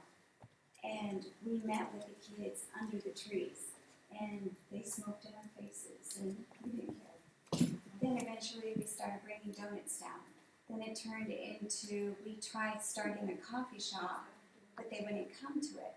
So we went to them and we got coffee in our car, and we set it up, and then it turned into specialty coffees. It turned into tables set up with coffee down on the trail, and they would come, and then pretty soon word got out. And then not only were we serving homeless kids, we were also serving kids from the high school and everything. That was okay because we were able to make a connection. We were able to start the mentoring. We were able to start building their trust, the relationships with them. And then pretty soon, those who needed to be connected started coming to us and saying, hey, I want out of this life. I want to go to rehab. We would call up a rehab center right there. We established relationships with rehab centers. So we've got a kid, can we come tonight? Yes, you can. We would drive all the way down to Shelton, drop them off in Shelton to the rehab center. Or if they got stabbed, we were there every day in the hospital with them. And then we were working with the parents and connecting the kid to another rehab place. So it's just you and your husband? And then a team of volunteers. So as word got out, we've gathered a team of volunteers, basically from Snoqualmie in the area. So the trail, people were afraid of walking down the trail, but then once everybody saw, hey, there's stones, we would bring our kids and they'd be running around and playing. And people started feeling a lot safer on the trail and getting really excited. The police stopped coming around. It's like, oh, Friday we're down there, we don't have to go check out the trail. And then kids weren't, Is this the trail done by the high school? Yeah. Yeah. Kids weren't running off, because 5-0 was coming, and so we were able to really establish a relationship down there. And so it came to, as we were talking, they said, well, we get our drugs from North Bend and Snoqualmie. And I'm like, oh my word, that's where I live. And my kids go to Mount Sod, all the school district. So we're out here and we are looking for that trail again, and Shirley's been talking with me and stuff. But I think, we're wondering how are we going to get these kids into the shelters or things like that. I think we need a mediation there. It starts with So, relationship. right, and it starts with people actually So, moving where are we they're still at. doing this trail? That's the issue, is where we are. Are you still doing it? We're getting ready to start again, out here. Sorry, it's strictly grassroots, right? Yeah. There you go. I didn't know, what was the question? I can't start doing it. Danny, you had your hand up. Yes, listen to what you guys are saying. We have all these funds and we have these outlets for these kids to come over and get the help that they need. It's just a question of going out there and reaching them first. I work over at Tweeds Cafe, and when I came here, it occurred to me that if I get myself into one of the main hubs of the community, I could actually have an ear to the ground and hear what's going on. Now, I've been here for about a year, and I've been watching you come in here, druggies, felons, addicts, the whole shebang coming around. And perhaps if we start going towards the main community hubs like the library, it might actually be advantageous to us. That way we could actually start talking to some of these kids straight after they get out of school, or whenever they're free or there, and just start advocating and helping or talking at least. It sounds like that, like your thing, the new trail is like the libraries. Instead of the trail that you were referring to, it sounds like going to the libraries would be trail across from the libraries. That's what you're Right, That's yeah. what I read, yeah. I just have your things up there. It sounds like that's what we need. So I have a question on that trail.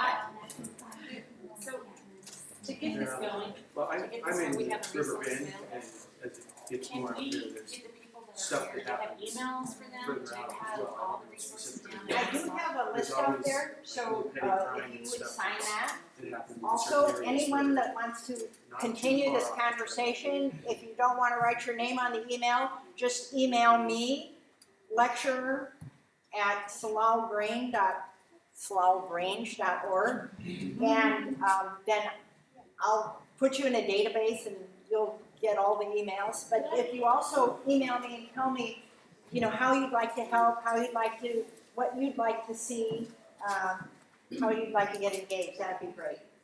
I think just following what you said here about the mayor, I think if people were trying to maybe send a letter, go to a city council meeting, reach out to city council members and be adamant about this is a problem, that maybe it might start getting them, you know, more community reaching out to them and saying, this is a problem, it might make them, you know, It seems like if we had this many people at a council meeting saying what's going on, with how are we helping the homeless as a city, that would have a lot of impact, because I've been to city council meetings where there's nobody there. That's right. So if we all went to a council meeting. If they knew that there were so many people here that are voters, I think they would be a lot more interested. Especially if we could show up en masse and then get a regular revolving cycle of people showing up saying, this is still a problem, what are you doing about it, what have you done about it?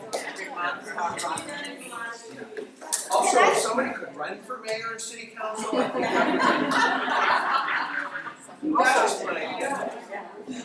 When you, maybe in the comments section, when you sign up, you could say where you're from or where you live, but can we see a hand? How many people here live in the valley?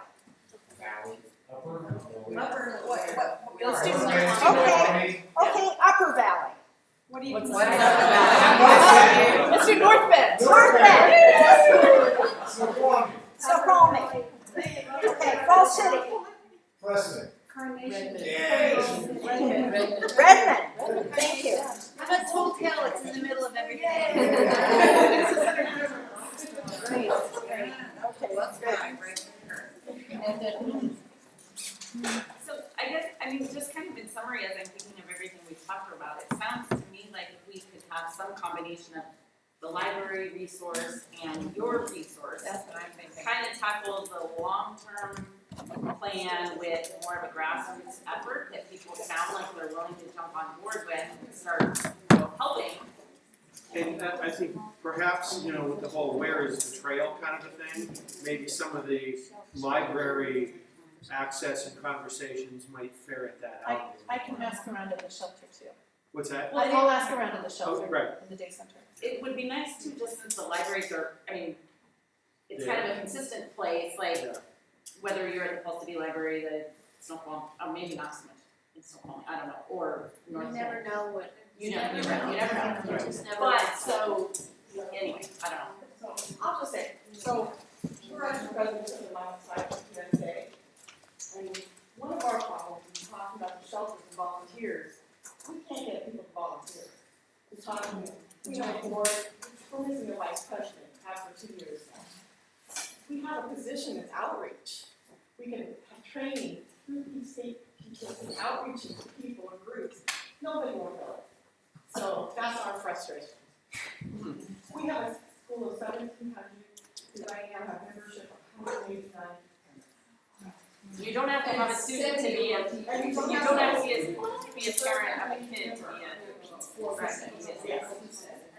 We have that same problem with Two Rivers, and we only have about 115 students, but there's maybe even a smaller percentage of parents involved in the PTA. So, And that's such an opportunity for anybody. Is that outreach position a paying position or a There's 4 positions in the entire state. 4 or 5 that are paid in PTSA. That's the 4 at the state office in Olympia. Everybody else we ever see in PTSA is all volunteer. Can I say just a positive thing to everybody? My experience, the greatest gift you can give to a teen or a homeless child of any age is to see them, is just look at them and say hello, whether they're parents are homeless, or they're drug addicted, or they're mentally ill, or they're from an abusive relationship, you know, whatever their situation is, that you see them, like at the library where you go in, is awesome.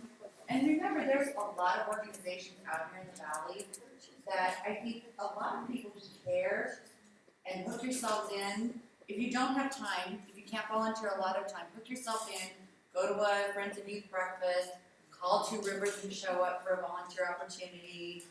So the teen closet, we always love to hear from you if you want to volunteer. But, you know, don't, if you leave tonight and can't quite get all the way in, don't not get in. Like, go make a meal for the winter shelters. Call Friends of Youth and get on their website, look for volunteer opportunities. I mean, there's so many neat people out here in the valley who care about these kids. Well, not as many as I would like, but they aren't throwaway kids, they're our kids. And I'm not sure when we decided that these children, it was okay to throw them away, but it's not. And those of us who believe that and want to try and make that happen have some amount of experience with crisis intervention or addiction or mental health issues, we kind of have to be the ones who stand up and say, yeah guys, I don't think I'm not ready to throw you away quite yet. Would you like a bowl of mac and cheese? Vanna then Nels. Along the same lines, I was raised with the mentality and philosophy of it takes a community and a village to raise a child. I want to help in any way I can. Nels? I've been a member of this Grange since we've been chartered. I think it says we did it back in 2010. You know, one of the things about this Grange Hall was they asked for people who were interested in creating programming relevant to the community. It was like there's a group of us together at the time, thought we had an idea. Yeah, we can do that. This is one of those things that comes out of it. I believe at our last Grange meeting, someone proposed a motion, and then it's a ways off, but it's in April, we kind of talked about it before, but to do anything of any value substance requires people. And that thing that we talked about, I think starting maybe in April, was creating a youth-centered music town, open mic night. First Friday of every month, if you don't know, for the last 7 years, we've had a community pop-up here from 6 to 7, and it's an open mic, and 10 to 20 musicians all come and play 3 songs, and it's a beautiful thing. I grew up in an area that had a pretty cool youth center. There's one off Bellevue Way. Bellevue YMCA has a house. What's that place called? Anybody know their kids ever go to it? Oh, Ground Zero? Ground Zero. Yeah. Perfect. Teen center. You know, I know I've been there as not a teen, but years ago, there were a lot of North End teens that would go there because they could play music, they could hang out, screen bags, football tables, and it was a cool space. I have 2 kids, a 21-year-old and a 17-year-old. Grew up in this valley. I know that there have been opportunities, places, teen centers-ish, like Church on the Ridge, I think, like a warehouse would do that. Now my kids on a Friday night at the football game or something, sometimes they were just freaking out. There's 200 and something cars with the nursery outside. It's like way too many. We don't want all these kids yet. There's alcohol coming in, it gets out of control. Thank God that one is alcohol in Utah.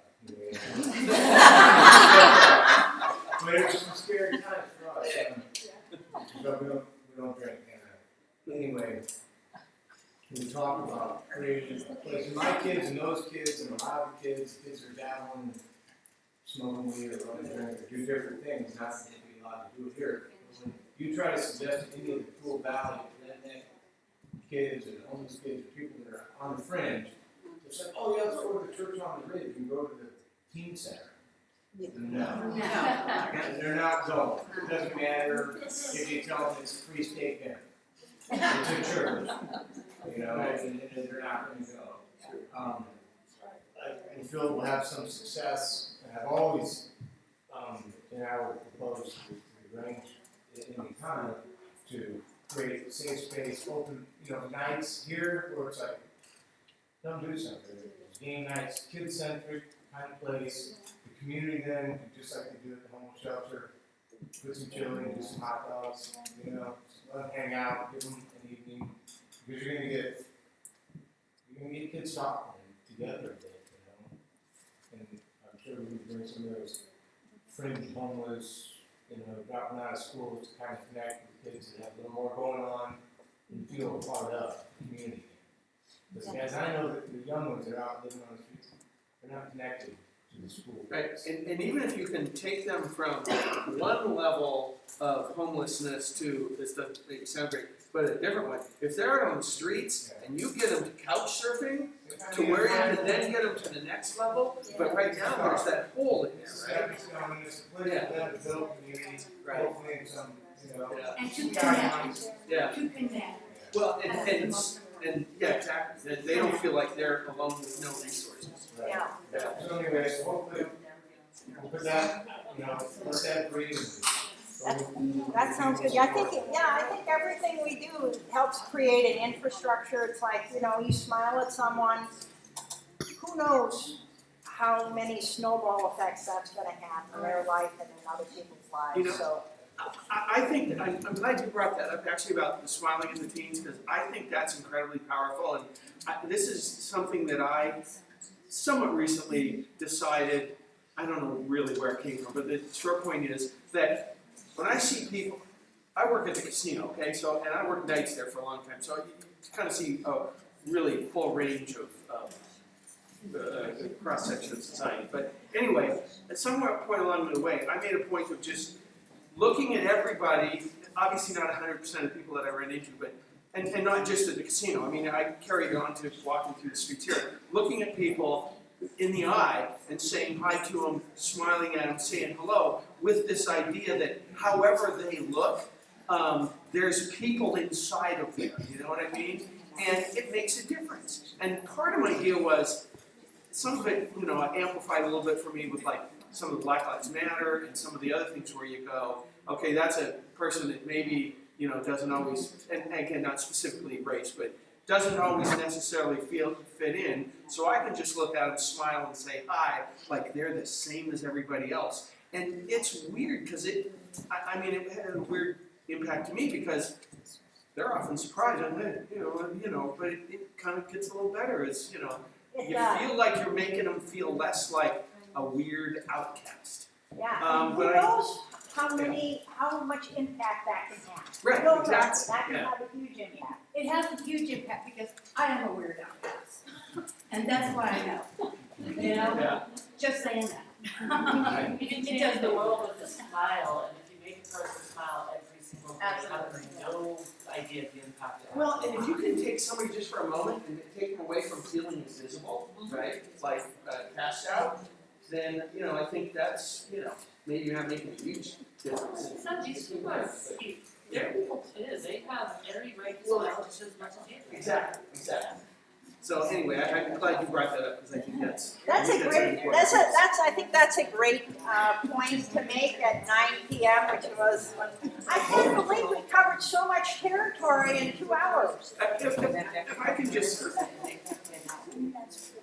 one other observation, I just came directly from work, and, it was one of those things where I planned to come tonight and went, oh, yeah, that's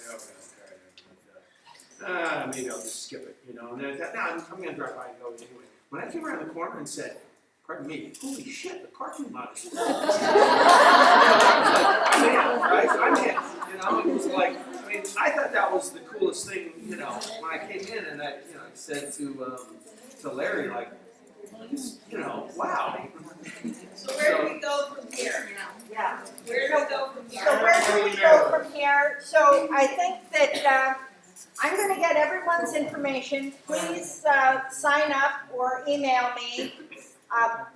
Feel free to email me with all of your ideas and your interpretations, how you'd like to participate, what you'd like to see next, what your,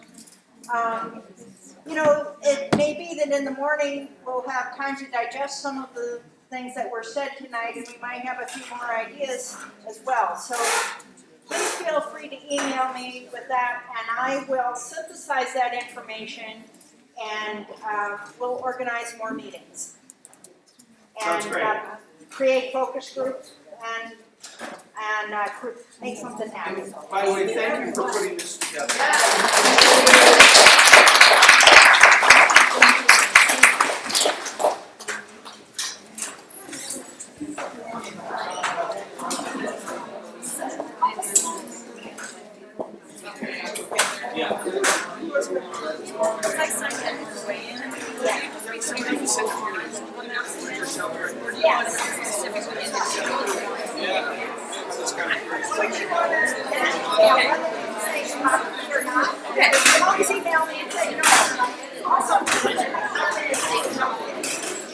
And then also